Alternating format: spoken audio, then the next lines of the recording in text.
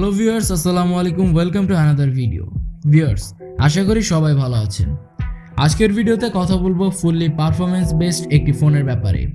কথাটি বলার মূল কারণ হচ্ছে এই ফোনে শুধুমাত্র প্রসেসর সেকশনেই বেশি গুরুত্ব দেওয়া রয়েছে, তবে তার প্রসেসর সেকশনে বেশি গুরুত্ব দিতে গিয়ে অন্যান্য বিষয়গুলো হয়তো ভুলে গিয়েছে।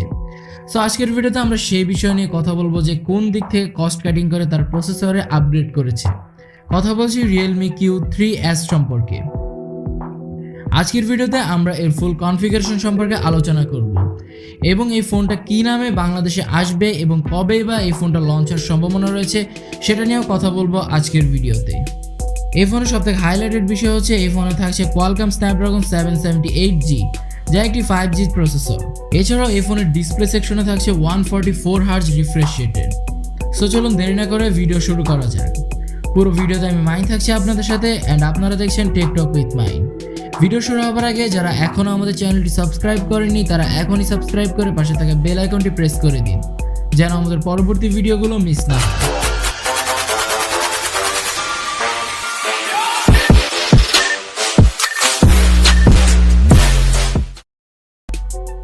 সো ফার্স্ট অফ অল যদি ফোন নিয়ে কথা বলতে হয়, বলা যেতেই পারে যে ফোনটা বেশ আনকমন একটি ফোন, অর্থাৎ রিয়েলমি যে নর্মাল ফোনগুলো হয় সেগুলোর থেকে কিছুটা ভিন্নতা দেখা যাচ্ছে। ফোনটি ফুল প্লাস্টিক বডির একটি ফোন, পেছনে ম্যাট ফিনিশ থাকাতে স্ক্র্যাচ কিংবা ডেন্ট পড়ার সম্ভাবনা খুবই কম। এই ফোনের ওয়েট হচ্ছে 199 গ্রাম, সো কিছুটা হেভি ওয়েটের ফোনই বলা যেতে পারে, এবং এর থিকনেস করা হয়েছে 8.5 মিলিমিটার। ফোনের সামনে আসলে পেয়ে যাবেন একটি ফুল ভিউ ডিসপ্লে, তবে এই ডিসপ্লেতে কি প্রোটেকশন ইউজ করা হয়েছে সেটা এখনও জানা যায়নি, এবং বাম পাশে কাট আউটের মাধ্যমে বসানো রয়েছে এর সেলফি ক্যামেরাটি। এই ফোনের ডিসপ্লে সেকশনে থাকছে 6.6 ইঞ্চের ফুল এইচডি প্লাস রেজলিউশনের একটি আইপিএস এলসিডি প্যানেল ডিসপ্লে, যেটাতে 144Hz রিফ্রেশ রেট থাকছে, তবে এর পিক ব্রাইটনেস থাকছে 600 নিটস। অর্থাৎ বলতে গেলে কিছুটা কাটছাট করে ডিসপ্লেটা বানানো রয়েছে। 144Hz রিফ্রেশ রেটের কারণে ফোনের স্মুথনেস বেশ ভালোই পাওয়া যাবে, তবে আইপিএস এলসিডি প্যানেল একটি ডিসপ্লে হওয়াতে কিছুটা সমস্যায় পড়তে পারেন, অ্যাজ ইফ আপনার শার্পনেসের ঘাটতি লক্ষ্য করতে পারেন। এছাড়াও যেহেতু 600 পিক ব্রাইটনেস রয়েছে, সো আউটডোরে কিছুটা প্রবলেম ফেস করতে পারেন। তো আমার মতে এখানে তারা একটি অ্যামুলেট প্যানেল ডিসপ্লে ইউজ করতে পারতো, যার ফলে ডিসপ্লেটা আরও সুন্দর হতো। সো যাই হোক, ফোনের পারফরমেন্স নিয়ে কথা বলতে গেলে থাকছে Android 11, যার ব্যাক এন্ডে থাকছে Realme UI 3.0, এবং আগেই বলেছি এর চিপসেট হিসেবে থাকছে Qualcome Snapdragon 778g, যা একটি 5G চিপসেট, এবং এটি 6 ন্যানোমিটার বেসড একটি অক্টাকোর প্রসেসর, যা ক্লক স্পিড হচ্ছে 2.4 GHz। সো বেসিক্যালি যদি বলতে হয় এই চিপসেট দিয়ে আপনারা অনায়াসে হার্ড গেমিং করতে পারবেন, এবং বেশ ভালো ধরনের গেমিংই আপনারা করতে পারবেন কোনো ল্যাগেন্সি কিংবা ফ্রেম ড্রপ লক্ষ্য না করে। এছাড়াও যেহেতু 144Hz এর রিফ্রেশ রেট রয়েছে, সো গেমিংয়ের ক্ষেত্রে একটা আলাদা মজাই আপনারা পেয়ে যাবেন, তা নিয়ে কোনো সন্দেহ নেই। এবং Qualcome Snapdragon 778 প্রসেসরটা গেমিংয়ের জন্য খুবই ভালো একটি প্রসেসর।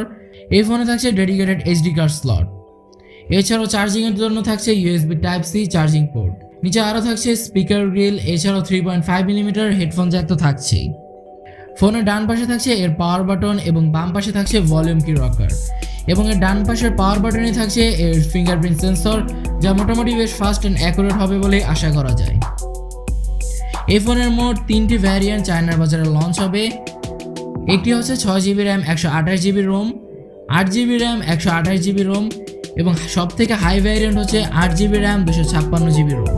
এবার যদি এই ফোনের ক্যামেরা প্যানেল নিয়ে কথা বলি, যেটা আমার কাছে খুবই খারাপ লেগেছে, এই ফোনে রয়েছে ট্রিপল ক্যামেরা সেটআপ, যার মেইন ক্যামেরা হিসেবে থাকছে 48 মেগাপিক্সেলের একটি মেইন শুটার। এছাড়াও বাকি যে দুটি সেন্সর রয়েছে যেগুলোকে আজাইরা সেন্সর বলা হয়, অর্থাৎ 2 মেগাপিক্সেল করে একটি ম্যাক্রো শুটার এবং একটি ডেপথ সেন্সর দেওয়া রয়েছে।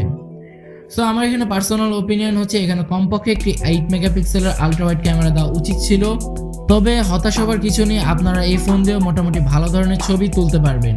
যার মেইন কারণ হচ্ছে এটি যেহেতু একটি 5 nanometer based octacore processor, so camera প্রসেসিংয়ের ক্ষেত্রে বেশ ভালো ধরনের সুবিধাই আপনারা পেয়ে যাবেন।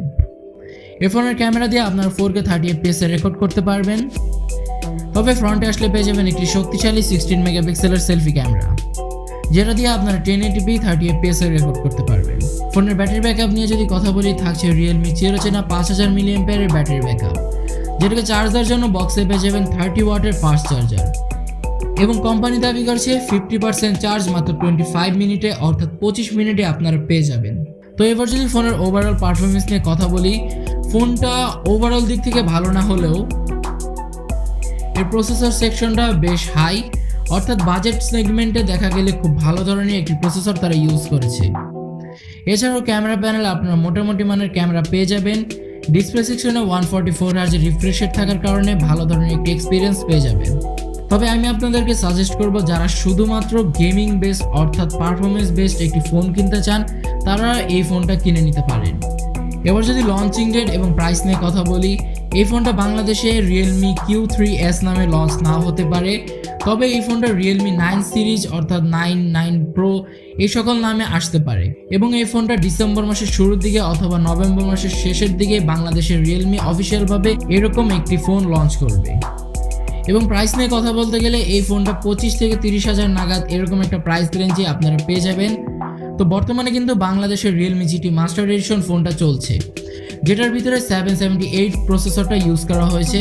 সো তার হিসাব করতে গেলে এই ফোনটা কিন্তু কিছুটা কম প্রাইসে আপনারা পেয়ে যাবেন। তো যাদের বাজেট একটু কম এবং বেশি গেমিং করতে চান এবং পারফরমেন্সের দিকটা বেশি লক্ষ্য করবেন তারা এই ফোনটা কিনতে পারেন এবং অপেক্ষা করতে পারেন কবে এই ফোনটা বাংলাদেশে লঞ্চ হবে। এবং আপনাদের কাছে ফোনটা কেমন লেগেছে সেটা অবশ্যই কমেন্টে জানিয়ে দেবেন। ভিউয়ার্স, আজকের ভিডিওটি ছিল এই পর্যন্তই। দেখা হবে পরবর্তী কোনো ভিডিওতে। সে পর্যন্ত সবাই ভালো থাকবেন, সুস্থ থাকবেন। আল্লাহ হাফেজ।